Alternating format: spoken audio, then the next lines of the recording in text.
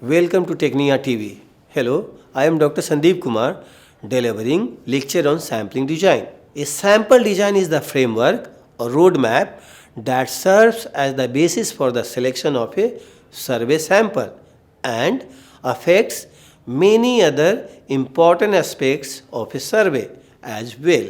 It is a definite plan for obtaining a sample from a given population. It refers to the technique or the procedure the researcher would adopt in selecting items from the sample. In a broader context, survey researchers are interested in obtaining some types of information through a survey for some population or universe of interest. One must define a sampling frame that represents the population of interest from which a sample is to be drawn. The sampling frame may be identical to the population or it may be only part of it and is therefore subject to some under coverage, or it may have an indirect relationship to the population. The sample design provides the basic plan and methodology for selecting the sample. Sample design may lay down the number of items to be included in the sample, that is, the size of the sample. Sample design is determined before data are collected. There are many sample designs from which a researcher can choose. Some designs are relatively more precise and easier to apply than others. Researcher must select or prepare a sample design which should be reliable and appropriate for his research study. Now I am explaining the sampling design process. The steps of sampling design process are as follows.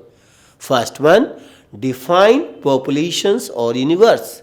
The first step in developing any sample design is to clearly define the set of objects, technically called the population. Population implies the total number of individuals in the area of research study from whom information is being sought. Population can be events, individuals, workplace, etc. depending on the nature of study. Population can be finite or infinite.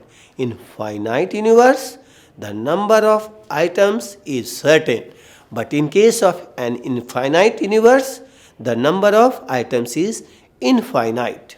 The second step is define sample unit.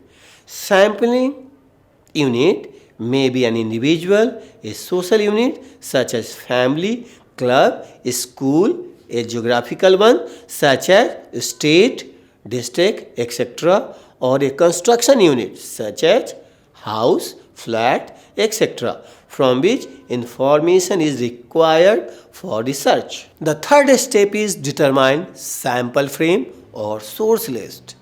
It contains the name of all items of a population. It is as a comprehensive, correct, reliable and appropriate listing of all the members of a population. If source list is not available, researcher has to prepare it.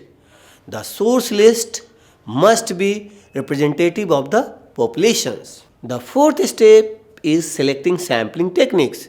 The sampling technique or procedure stands for the sample design itself.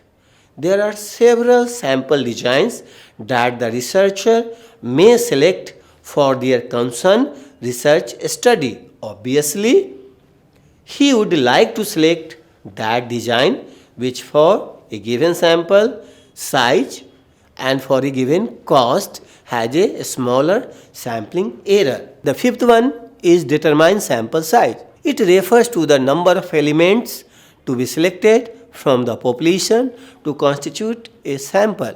The size of a sample should neither be excessively large nor too small. It should be optimum.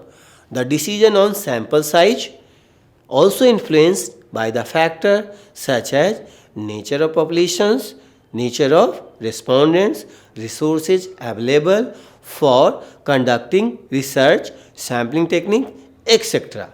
The sixth step is execution of sampling process. It involves working out the details of drawing a sample. Procedure for selecting each sample unit must be worked out. In case of non-response by the respondent, proper procedure must be adopted for selecting the sample unit.